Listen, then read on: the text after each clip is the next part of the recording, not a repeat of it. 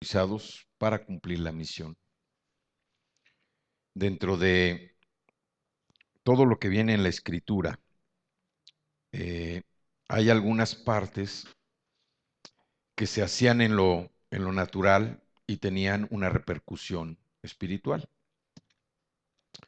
Y este es uno de los casos donde nosotros vamos a poder ver o poder entender cómo la, el cumplimiento natural de una ordenanza, de algo que Dios da instrucciones, que Dios dice que se haga, cómo tiene su repercusión en el terreno espiritual. Y para empezar, vamos a declarar, si quieren levantar sus, yo sé que si quieren, levanten sus Biblias. Y vamos a declarar, vamos a decir, esta es mi Biblia, esta es la palabra de Dios, es Dios hablándome a mí, es Dios hablándote a ti, es Dios hablándonos a nosotros. Yo escucho la palabra de Dios, yo estudio la palabra de Dios, yo entiendo la palabra de Dios, yo recibo la palabra de Dios, yo practico la palabra de Dios. Oro porque la palabra de Dios se establezca en mi corazón, en mi mente y en mi vida. Toda la palabra de Dios es mía. Amén. Bueno, entonces, la semana pasada estuvimos hablando de la consagración, estuvimos diciendo algunas cosas importantes, como la consagración es el acto de mantener aparte o dedicando algo a alguien para el uso de Dios o el servicio de Dios. Ese es consagrarse, el mantenerse aparte o dedicarse a algo o dedicarse a alguien a algo para uso exclusivo del Señor, para el servicio del Señor. Y vemos, bueno, estuvimos viendo cómo en el Antiguo Testamento se vienen manifestando, se vienen describiendo cómo se consagraban los utensilios, cómo se fue consagrando los animales, y llegamos al punto donde vimos el ejemplo de Aarón y sus hijos que se consagraron. Moisés los consagró, ¿para qué? Para que ellos se mantuvieran apartados, ¿sí? Para que empezaran a desempeñar ese servicio y ser usados ¿por quién? Por el Señor. Esa era la consagración, el acto de mantenernos apartados, pero dedicados a algo que va a ser uso exclusivo del Señor. No podemos consagrarnos para hacer un trabajo, perdón, secular, si el fin último de ese trabajo secular no es para uso del Señor. Por eso es tan importante que nosotros podamos entender todo lo que viene en la palabra. Por eso decimos, yo escucho, yo estudio, yo entiendo la palabra del Señor. Yo la recibo, yo la practico. Porque si la palabra del Señor no puede hacer eso en nuestra vida, pues les voy a decir que en vano estamos nosotros estudiando la palabra del Señor. La palabra del Señor tiene que ser entendida y tiene que ser practicada. Dice una de las citas que nosotros no seremos nada más oidores de la palabra, tenemos que ser hacedores de su palabra. Y el consagrarse es precisamente dedicarnos a algo que va a ser de uso exclusivo del Señor. Y me refiero a que podemos estar haciendo algo, un trabajo secular, algo deportivo, pero el fin último tiene que ser para honra y honor del Señor. Ujú. Esa es la diferencia. O sea, no está diciendo, oye, pues no trabajes, no hagas ejercicio, no hagas deporte, ¿no? Lo que tenemos que ver es que lo que hagamos, de estar consagrados es que lo que hagamos, el fin último va a tener como resultado darle honor y gloria al Señor. ¿Sí? Entonces vimos esa consagración, vimos que Aarón y sus hijos fueron consagrados al sacerdocio, eso lo vimos en el libro de Éxodo. Y también estuvimos viendo que el ejemplo de consagración supremo fue Jesucristo, ¿sí? Ese fue el ejemplo supremo de consagración. Y nosotros como creyentes también ahora somos consagrados por Jesucristo. Pero dentro de lo que leímos de Éxodo, hay un pasaje ahí en Éxodo 28, en Éxodo 28,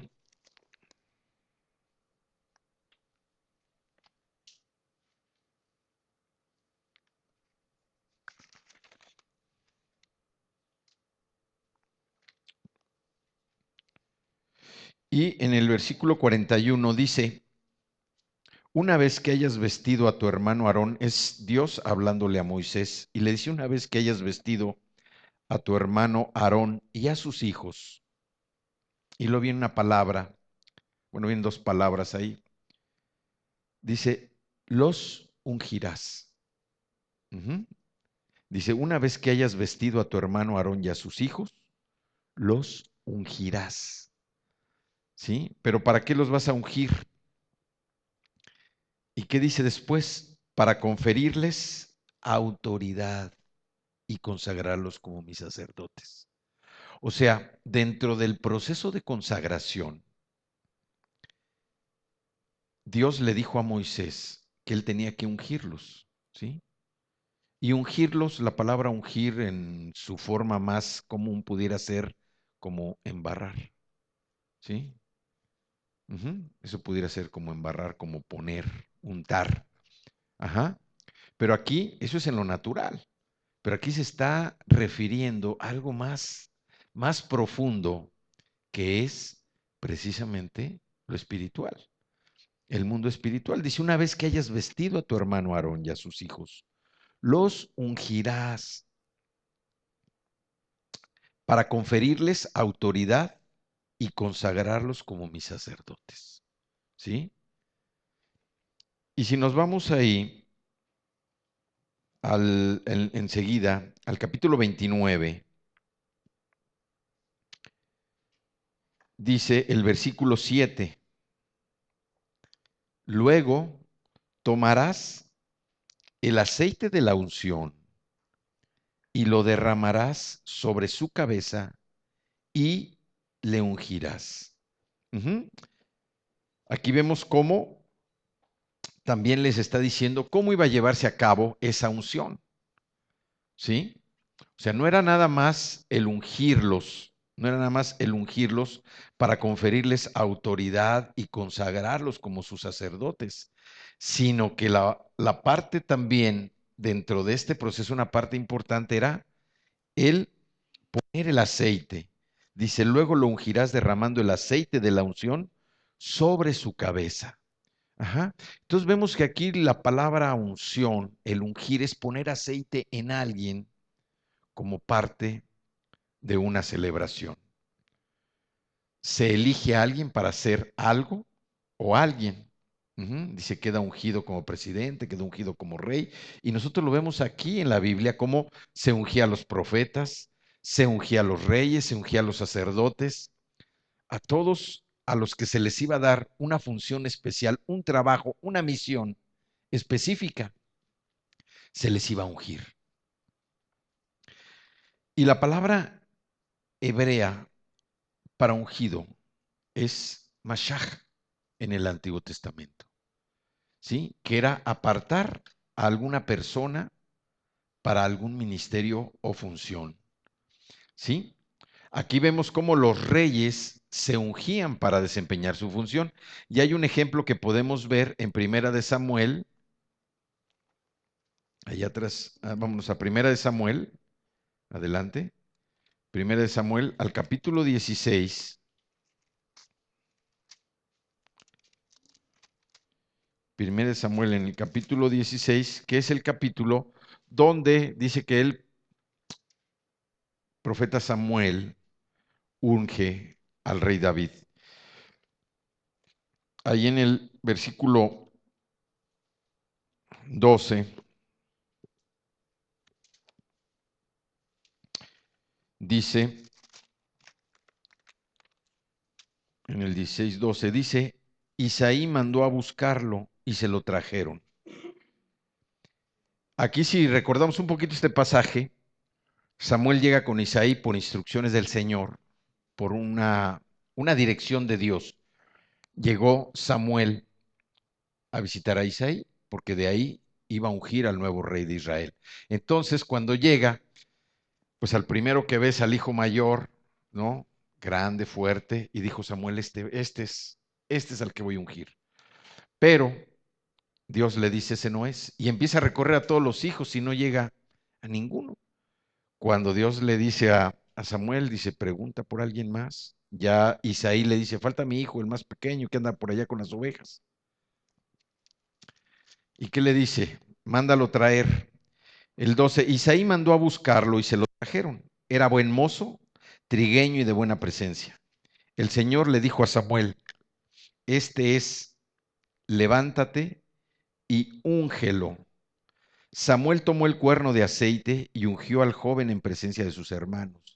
Entonces el Espíritu del Señor vino con poder sobre David y desde ese día estuvo con él. ¿Sí? Y aquí vemos cómo lo natural tiene una repercusión en el mundo espiritual. Decíamos ahorita en Éxodo, cuando Dios le dice a Moisés que consagre a los sacerdotes, a Aarón su hermano y a los hijos de Aarón, que los unja con aceite para conferirles autoridad y consagrarlos como sus sacerdotes. ¿Sí? Aquí vemos lo que hace Samuel. Dice, Samuel tomó el cuerno de aceite y ungió al joven en presencia de sus hermanos. Entonces el Espíritu del Señor vino con poder sobre David y desde ese día estuvo con él. Espiritualmente, el hecho de ungir, de haber ungido a David como futuro rey de Israel, no era nada más el poner el aceite como una simple celebración, una simple ceremonia de poner el aceite y con eso oficialmente quedaba ungido como rey. ¿Por qué? Porque venía de parte del Señor. Samuel venía de parte del Señor y lo estaba haciendo. Pero aquí vemos cómo espiritualmente dice la palabra que entonces, una vez que fue ungido, tomó el cuerno de aceite y ungió al joven en presencia de sus hermanos, entonces, quiere decir, a partir de ahí, el Espíritu del Señor vino con poder sobre David y desde ese día estuvo con él. Entonces vemos aquí cómo la unción no nada más era el que oficialmente se le pusiera a alguien el aceite, ¿sí? El que se derramara el cuerno del aceite sobre la cabeza de la persona para oficialmente ser nombrado o tomar la posesión y la posición de algo importante, de alguien importante para realizar esa función, sino que aquí vemos cómo espiritualmente, aparte de conferirle la autoridad y consagrarlo, ¿sí? Lo estaba empoderando el Espíritu Santo.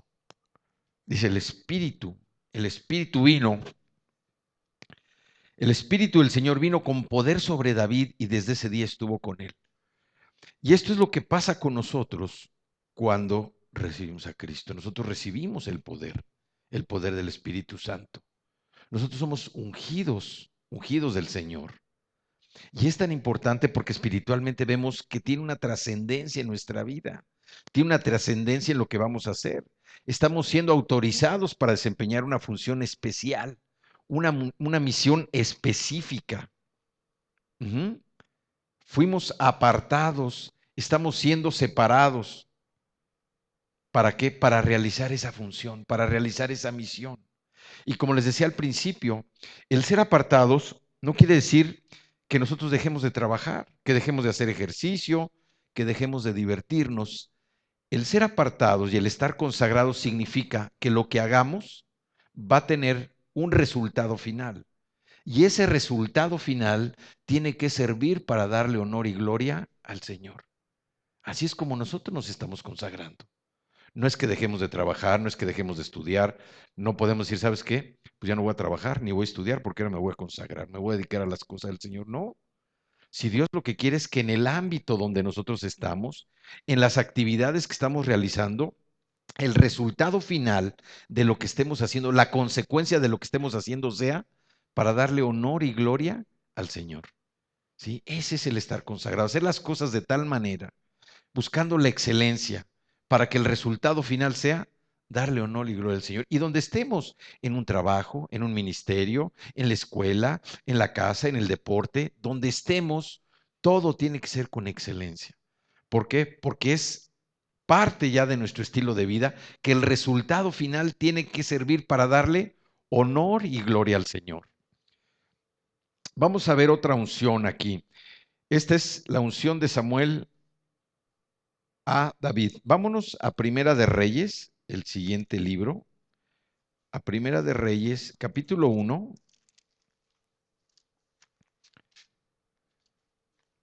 Primera de Reyes, capítulo 1, y en el versículo 39, en el versículo 39 ahí viene también, dice,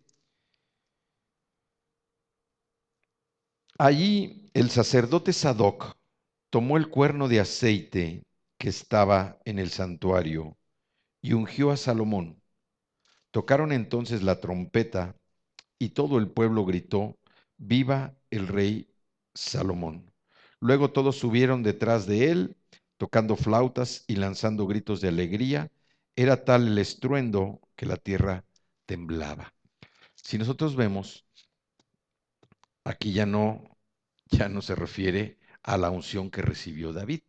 Ajá. Pero fue ungido como rey. Fue ungido como rey y fue ungido precisamente por el sacerdote Sadoc. Entonces aquí nosotros vemos cómo el ungido, ¿sí? Que en la palabra hebreo es Mesías, ¿sí? Se utilizaba para desempeñar una función o misión especial, específica. Y esta unción físicamente tenía que llevarse a cabo por medio de derramar el aceite sobre la cabeza del ungido. Esto era oficialmente, ¿sí? Darle ya el, el nombramiento definitivo de la función que iba a desempeñar la persona, el ungido. Pero también estamos viendo cómo era tan importante la unción, era tan importante el ungido que David, ahí en 1 Samuel 24:6, David rehusó hacerle daño a Saúl. Era cuando Saúl estaba persiguiendo a David, atraviesan el desierto de Engadí y llegan a una cueva. Saúl se mete a la cueva a descansar y en la cueva estaba David. Las gentes que estaban con David le dicen, el Señor cumplió su palabra y ha puesto a Saúl en tus manos. El Señor ha dicho que pondrá en tus manos a sus enemigos y aquí te está poniendo, en tus manos está poniendo a Saúl para que lo mates. ¿Sí? Pero David, ¿qué dijo? No, yo no puedo tocar al ungido del Señor. O sea, la importancia que tenía el nombramiento, la posición de ser ungido del Señor. Vemos también cómo los salmos hacen referencia a toda la línea davídica del Mesías cuando están expresando su ungido, el ungido de Jehová. Y están profetizando sobre la venida del Mesías, que significa el ungido en términos hebreos. Sin embargo, ya para en el idioma griego, en la traducción griega, la palabra ungido es Christos, que es el equivalente al hebreo Mesiaj. Y aquí vemos cómo a través de Jesucristo se enfatiza la unción especial de Jesús para el cumplimiento como el ungido del Señor. ¿Sí? O sea, Jesús fue escogido, el escogido de Dios.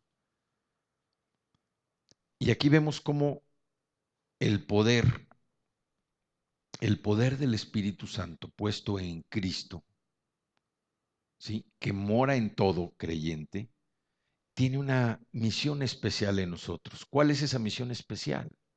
La misión especial es que vaya moldeando nuestro carácter, ¿sí? Vaya moldeando nuestro carácter de conformidad a su semejanza. O sea, que nuestro carácter cada vez se vaya asemejando más al carácter de Cristo.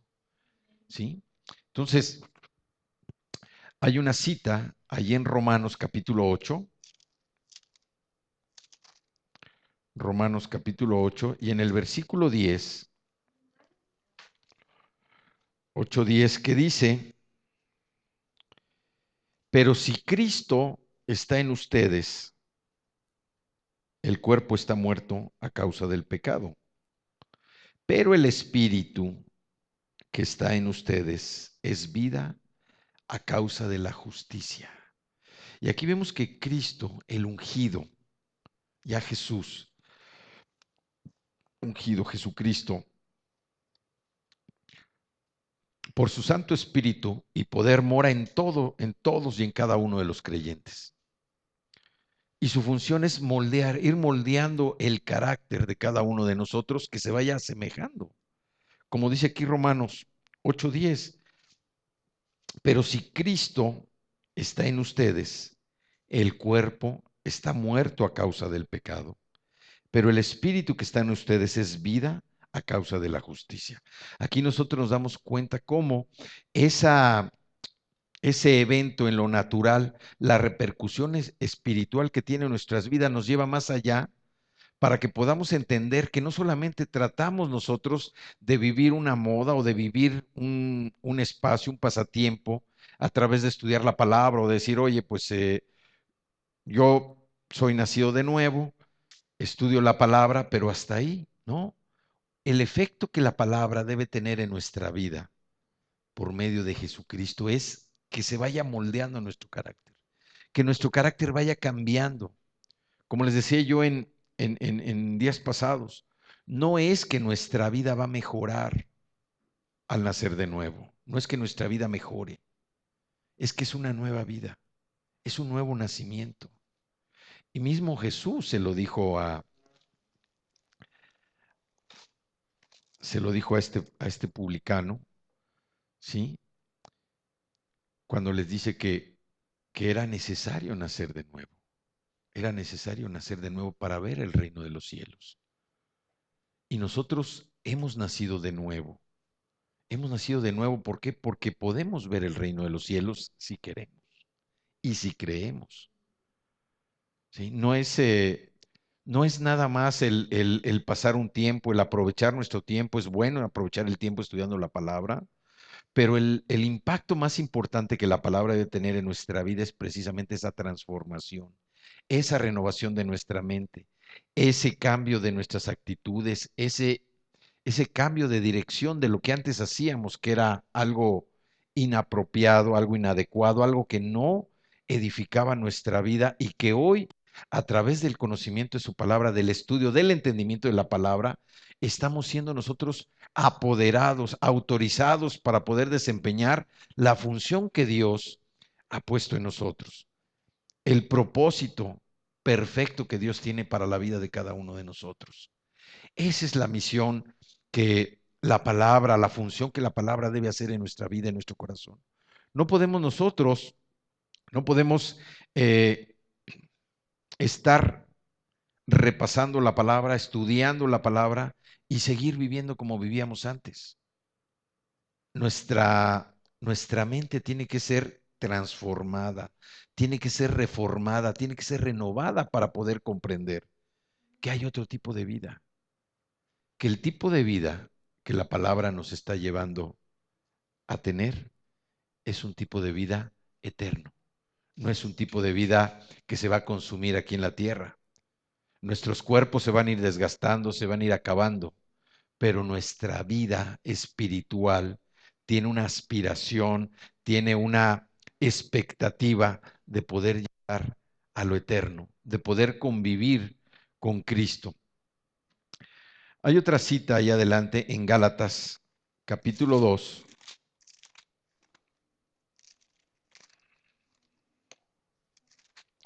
En Gálatas capítulo 2 y en el versículo 20 dice, he sido crucificado con Cristo y ya no vivo yo, sino que Cristo vive en mí. Lo que ahora vivo en el cuerpo, lo vivo por la fe en el Hijo de Dios, quien me amó y dio su vida por mí. No desecho la gracia de Dios. Si la justicia se obtuviera mediante la ley, Cristo habría muerto en vano. ¿Sí? Aquí lo que vemos es Pablo que está diciendo que él ha sido crucificado con Cristo y que ya no vive él, sino que Cristo vive en él. Y es lo mismo que sucede en nosotros. Ahora Cristo mora en nosotros. Nosotros fuimos crucificados con él a través de que de entregarle todos nuestros pecados, de entregarle todas nuestras miserias, de entregarle todas nuestras angustias, nuestras preocupaciones, nuestras enfermedades. Ahí fuimos crucificados con él, porque a través de su sangre todo eso fue limpiado, fue perdonado. Y nosotros tuvimos acceso a qué? A una nueva vida. Nueva vida en Cristo, que es lo que estamos viviendo hoy. Dice, ya no vivo yo, sino que Cristo vive en mí. Lo que ahora vivo en el cuerpo, lo vivo por la fe en el Hijo de Dios, quien me amó y dio su vida por mí. Aquí vemos otro ejemplo de cómo Cristo, a través de su sacrificio, nos ha dado el poder para que nosotros ahora, juntamente con Él, podamos desempeñar una misión especial, podamos eh, desempeñar la función para la cual hemos sido llamados. Y nosotros podemos decir, oye, pero yo no sé para qué he sido llamado. Nosotros necesitamos precisamente entender la palabra para que podamos comprender para qué hemos sido llamados. Si nosotros estamos desempeñando hoy en día una función específica, la de madre, la de padre, la de hermano, esposo, esposa, la de hijo, es una función, es algo a lo que ya hemos sido llamados. Y Dios lo que nos está diciendo o lo que nos está pidiendo es que esa función la desempeñemos de tal manera que el resultado final sea para darle honor y gloria al Señor. Que si mi función es la de hijo, mi hijo tiene, digo, mi función de hijo, como hijo yo tengo que desempeñar esa función, que el resultado sea darle gloria y honor a Dios. Que como hijo mis padres se sientan orgullosos de mí. Que como hijo mis padres se sientan bendecidos por mí. Que como hijo mis padres puedan estarle dando gracias a Dios por lo que está haciendo en mi vida como hijo. Obviamente, si soy padre, bueno, también desempeñar de tal manera esa función que mis hijos se puedan sentir orgullosos de su padre para honra y gloria al Señor. Que le den gracias a Dios por la vida del padre, de sus padres, porque dicen, mis padres verdaderamente están construyendo algo en mi vida. Y de esa manera el resultado final que nosotros encontramos es el darle gloria y honor al Señor. No podemos nosotros seguir caminando como siempre caminábamos. No podemos seguir caminando recordando y repasando las cosas de nuestro pasado. ¿Por qué? Porque nosotros éramos pecadores y fuimos liberados de los lazos del pecado por el sacrificio de Jesucristo. Pero no podemos seguir pensando en las acciones del pasado. No podemos seguir sintiéndonos culpables por todo lo que hicimos en el pasado. Esto significa que no podemos rendirnos a la supremacía del Señor, a su soberanía. Seguimos resistiéndonos a vivir con las cosas del pasado. No podemos soltar eso. No podemos, eso significa que no tenemos la capacidad o la humildad de rendirnos ante Él y decir, Señor, yo te entrego todas las cosas del pasado. Si me dieras la oportunidad de vivir de nuevo, yo no habría hecho eso, yo no habría dicho eso, ni me había comportado, ni me hubiera comportado de esa manera. Pero eso ya no es posible. Eso ya no es posible. Y Cristo nos dice que Él ya hizo todo, todo lo posible para que nuestros pecados fueran perdonados, para que nos olvidáramos de eso y siguiéramos adelante.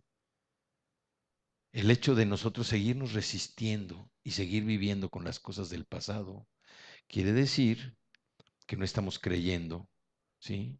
Y lo estamos poniendo a Él como un mentiroso. ¿Por qué? Porque entonces no es cierto que su pecado ya perdonó mis pecados ni limpió mis culpas, porque todavía las sigo teniendo aquí. Entonces, eso significa que yo no me he rendido, no me he rendido ante Él, ante el ungido del Señor, para ser autorizado a realizar la nueva misión que tengo por delante. Entonces, Él ya lo hizo, porque Él dice que ya ha limpiado todos mis pecados, que Él ya los olvidó y ya los perdonó. Entonces, esa culpabilidad se convierte en incredulidad. Y más me alejo yo de lo que el Señor tiene para mí. Hay que recordar que lo que el diablo busca es que nosotros hagamos algo que nos aleje del Señor. Lo que el diablo busca es que nosotros podamos mantenernos en enemistad con Dios. Pero vemos que por su espíritu y su gracia, Él nos ha librado de la esclavitud de la corrupción. Por eso podemos decir, gracias Señor, gracias a tu ungido, que hizo ese sacrificio por mí para que yo fuera liberado de los lazos de la esclavitud que me mantenían atado a qué? Al pecado. En Efesios 3, allá el libro que sigue de Gálatas, Efesios capítulo 3, versículos 17 y 19 dice, para que por fe habite en sus corazones, y pido que arraigados y cimentados en amor, puedan comprender junto con todos los santos cuán ancho y largo, alto y profundo es el amor de Cristo. En fin, que conozcan ese amor que sobrepasa nuestro conocimiento, para que sean llenos de la plenitud de Dios.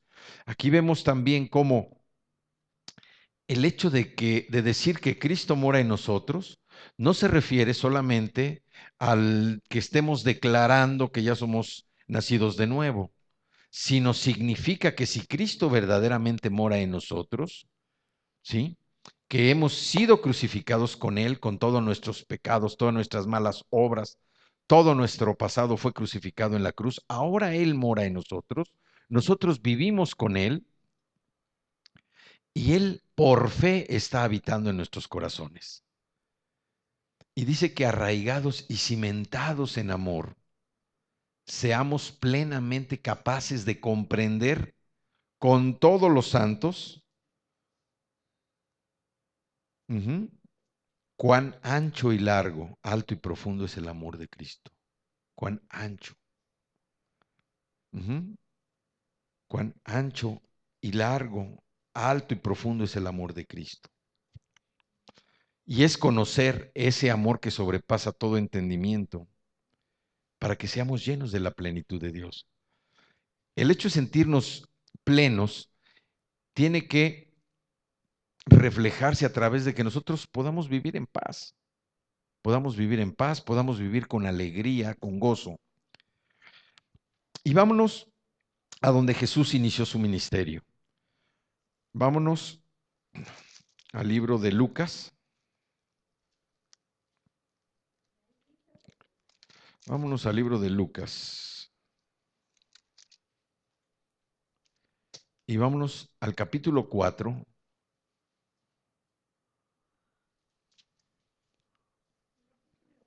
Y vámonos al versículo 16. Bueno, al 14. Dice, es cuando Jesús regresa del desierto después de ser tentado. Dice, y Jesús volvió en el poder del Espíritu a Galilea, y se difundió su fama por toda la tierra de alrededor, y enseñaba en las sinagogas de ellos, y era glorificado por todos. Vino a Nazaret, donde se había criado, y en el día de reposo entró en la sinagoga conforme a su costumbre, y se levantó a leer. Aquí nosotros lo que vemos es que Jesús estaba iniciando su ministerio y lo estaba iniciando precisamente ¿en dónde? En las sinagogas, que eran las iglesias de antes. Y estaba en la sinagoga, era donde se predicaba, era donde se estudiaba, se exponía la palabra, se alababa, se oraba, donde se hacía todo el servicio que hoy nosotros hacemos, se hacía en la sinagoga. Y Jesús regresa precisamente, dice que regresó en el poder del Espíritu, traía la guianza del Espíritu Santo y llegó a esa sinagoga. Y enseñaba en las sinagogas de ellos y era glorificado por todos. Y dice que entró y conforme a su costumbre y se levantó a leer. Y le dieron a leer el libro del profeta Isaías. Y habiendo abierto el libro, halló el lugar donde estaba escrito, lo que leíamos la semana pasada, lo que es el trabajo del ungido. Dice el versículo 18, Lucas 4:18, dice, el Espíritu del Señor está sobre mí. O sea, la unción, la unción. El Espíritu del Señor está sobre mí. Por cuanto me ha ungido, o sea, aquí está cumpliendo ya en lo natural, para realizar un trabajo espiritual. ¿Cuál es ese trabajo espiritual? Me ha ungido para dar buenas nuevas a los pobres, a los pobres, ¿sí? De lo que hablábamos en la cita de Deuteronomio 15:4, la pobreza espiritual, la pobreza que solamente puede ser transformada en riqueza a través de Jesucristo. Dice, para dar buenas nuevas a los pobres. Me ha enviado a sanar a los quebrantados de corazón, a pregonar libertad a los cautivos y vista a los ciegos, a poner en libertad a los oprimidos, a predicar el año agradable del Señor. Aquí vemos cómo Él vino por la palabra de su evangelio, a traer la luz a aquellos que no veían, a los que estaban sentados en la oscuridad, así como nosotros, antes de venir a Cristo, estábamos sentados en la oscuridad de nuestros pecados, en la oscuridad de nuestras mentiras, en la oscuridad de nuestra pereza, en la oscuridad de nuestra infidelidad, en la oscuridad de todo aquello que no edificaba ni construía nuestra vida. Tuvo que venir Cristo con la luz de su palabra a transformar esa vida. Primero, a que reconociéramos nosotros dónde estábamos sentados, a reconocer que éramos pecadores y que por Él, por su gracia, íbamos a ser liberados del pecado y de la muerte. Vemos cómo dice que dio vista a los que estaban ciegos, predicó el año agradable del Señor. Por eso nosotros fue tan importante que cuando recibimos la invitación de venir a Cristo, de venir al ungido, pudimos llegar y aceptarle a Él como nuestro Señor y Salvador. Porque en ese momento su libertad fue proclamada. En el momento en que nosotros humildemente reconocimos que éramos pecadores y cuando nosotros reconocimos que Él era el Hijo de Dios, que había sido crucificado, que había descendido y que resucitó al tercer día, cuando dijimos, Señor, eres mi Salvador, eres mi Señor, te entrego mi vida. En ese momento se proclamó la libertad en nuestra vida, espiritualmente. Obviamente, nosotros tenemos que hacer un trabajo en lo natural para que esa libertad se vaya mostrando cada día en lo que hacemos y en lo que decimos. Yo me acuerdo que al principio, cuando me compartían de la palabra y yo quería compartir algo, se me hacía muy difícil. Yo decía, bueno, es que la persona no me va a entender o me va a decir que estoy loco o se va a burlar de mí. Estaba anteponiendo mis prejuicios, estaba anteponiendo mi orgullo, estaba anteponiendo todo aquello que impedía que la libertad se manifestara. Pero a través del conocimiento de su palabra, a través del entendimiento, de la revelación que nos da el Espíritu Santo, podemos hablar la palabra, podemos hablar del Evangelio. Y hoy ya no importa, nosotros tenemos la autoridad porque hemos sido ungidos por el Señor y hemos sido autorizados para desempeñar la función, para desempeñar la misión que Él nos está llamando. Pero tenemos que desempeñar esa misión de una manera completa. No podemos desempeñar la misión parcialmente. No sé si me explique. ¿Sí? Él nos está ungiendo. Y aquí dice, ¿para qué nos está ungiendo? Aquí lo dice claramente. Y es la confirmación de lo que venía, de lo que dijo el profeta Elías, de lo que recibió de parte del Señor. Dice, el Espíritu del Señor está sobre mí por cuanto me ha ungido para dar buenas nuevas a los pobres. Me ha enviado a sanar a los quebrantados de corazón, a pregonar la libertad de los cautivos y vista a los ciegos, a poner en libertad a los oprimidos, a predicar el año agradable del Señor. ¿Sí? Y fíjense, termina Jesús de leer todo esto y, ¿qué les dice a toda la audiencia que tenía ahí? Dice, y enrollando el libro, lo dio al ministro y se sentó. Y los ojos de todos en la sinagoga estaban fijos en él. Y comenzó a decirles, hoy se ha cumplido esta escritura delante de ustedes. O sea, él está confirmando, dice, hoy se ha cumplido esta escritura. ¿Por qué? Porque él era la luz. Y al estar él exponiendo la palabra, la luz que él significaba estaba alumbrando a todo el que estaba oscurecido o entenebrecido. Así es con nosotros. Cuando vino Cristo a nuestro corazón, la luz de la esperanza se abrió.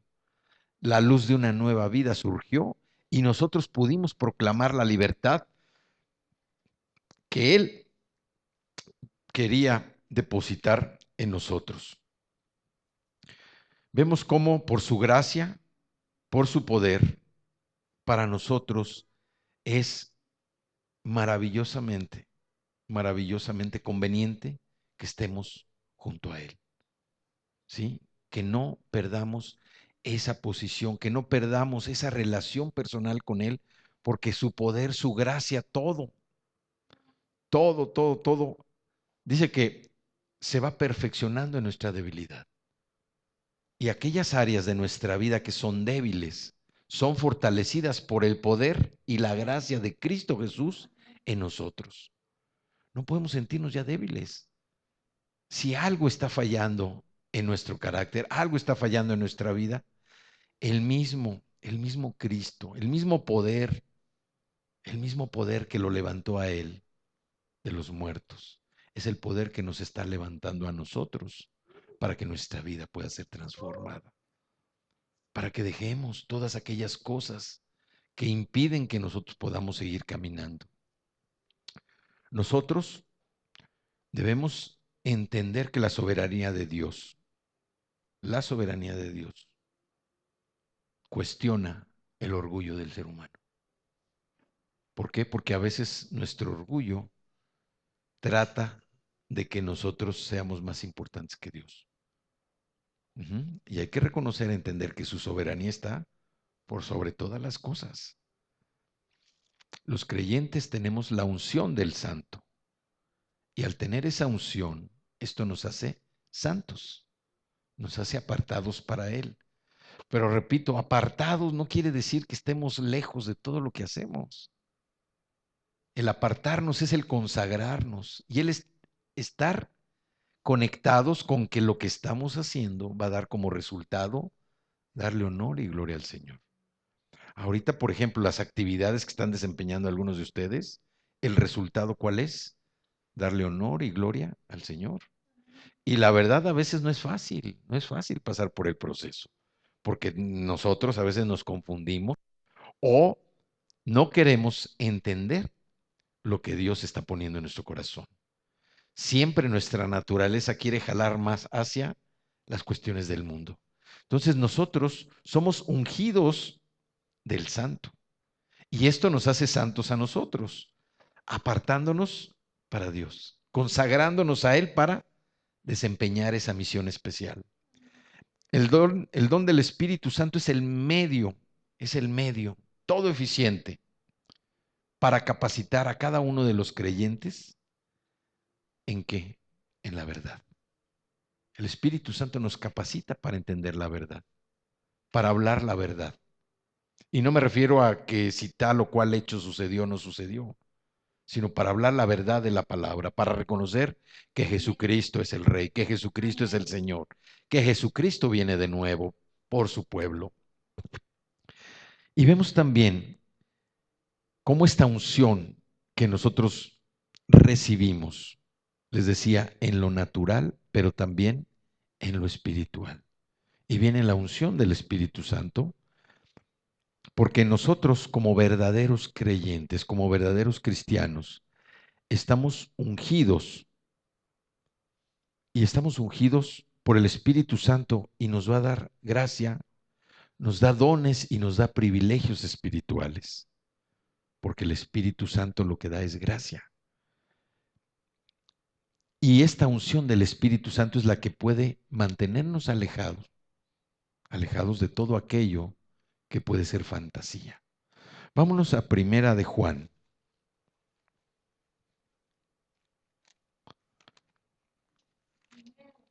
A Primera de Juan. Y vámonos al capítulo 2 y vámonos al versículo 20. Dice, pero ustedes tienen la unción del Santo y conocen todas las cosas.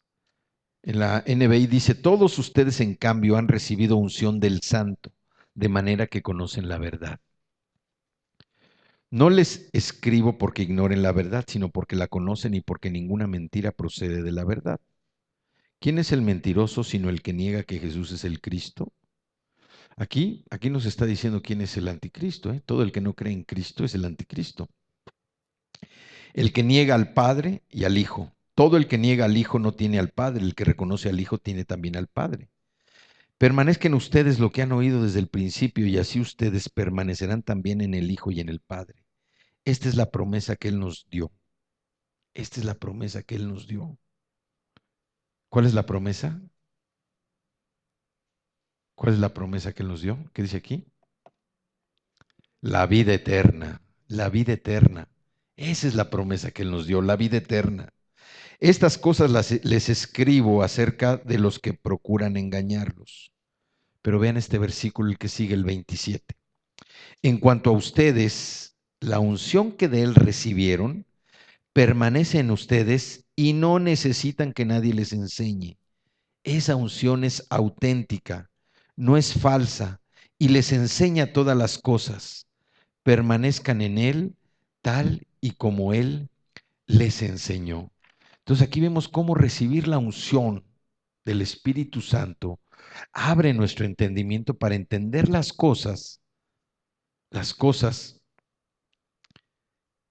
que tienen un significado en nuestra vida. Qué valioso es poner la verdad del Evangelio en nuestros corazones. Aquí nos está asegurando Dios la promesa de la vida eterna. ¿Quién cree que vamos a tener a la vida eterna? ¿Quién cree que vamos a la vida eterna? Sí, la promesa que Dios hace de acuerdo a su grandeza, a su poder y a su bondad es la vida eterna.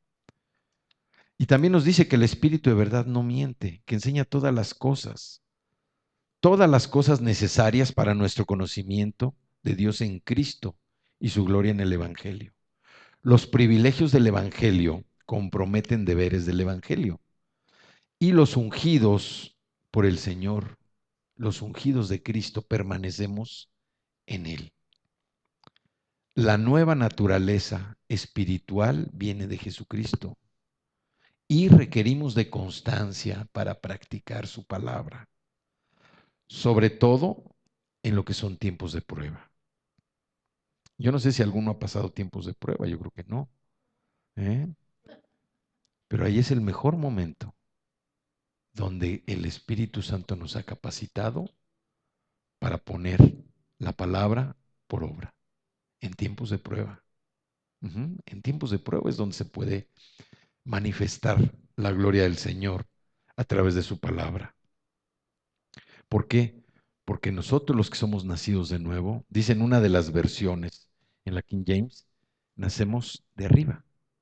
O sea, nacimos de nuevo, nacimos de arriba, nacimos del cielo. Y esto nos lleva a guardar la verdad en contra de la injusticia. Recordar que los que somos nacidos de nuevo llevamos una imagen de parte del Señor para transformar ambientes. Pero necesitamos primero ser transformados nosotros. Vamos a concluir con la escritura que viene en el libro de Juan, en el Evangelio de San Juan, en el capítulo 15, como complemento a esta cita de primera de Juan 2, del 20 al 27, que habla de la unción. Dice que nosotros somos ungidos del Santo, somos sus ungidos, y por lo tanto, aquí en Juan 15, dice, desde el 3, ustedes, fíjate lo que dice aquí, regresándome un poquito a lo que les decía, que cuando nosotros por la culpabilidad no podemos abandonar las obras del pasado y las seguimos teniendo presentes como quien trae unos anteojos. No las podemos dejar de lado. La culpabilidad que trae incredulidad. Y fíjense lo que dice la palabra aquí en Juan 15, 3. Dice, ustedes ya están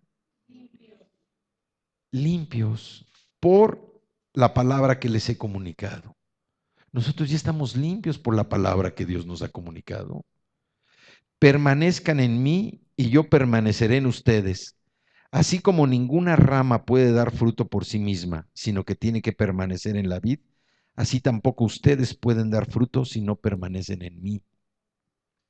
Yo soy la vid y ustedes son las ramas. El que permanece en mí, como yo en él, dará mucho fruto. Separados de mí, no pueden ustedes hacer nada. Entonces, aquí nos dice que ya estamos limpios por la palabra que se nos ha comunicado. Ya estamos limpios. Aquí nos vuelve a confirmar, somos ungidos del Señor. Ya recibimos el poder del Espíritu Santo, somos sus ungidos, somos sus escogidos, pero ahora nos toca trabajar. Dice que somos ungidos para realizar un trabajo especial, una misión especial. ¿Y esa misión cuál es? Es la que el profeta Isaías profetizó ahí en Isaías 61, 1 y 2, que dice, el Espíritu del Señor Omnipotente está sobre mí, por cuanto me ha ungido para anunciar buenas nuevas a los pobres, me ha enviado a sanar los corazones heridos, a proclamar la liberación a los cautivos y libertad a los prisioneros, a pregonar el año del favor del Señor y el día de la venganza de nuestro Dios, a consolar a todos los que están de duelo y a confortar a los dolientes de Sión. Me ha enviado a darles una corona en vez de ceniza, aceite de alegría en vez de luto. ¿A qué se refiere el aceite? El aceite también significa el Espíritu Santo. Póngase de pie, por favor.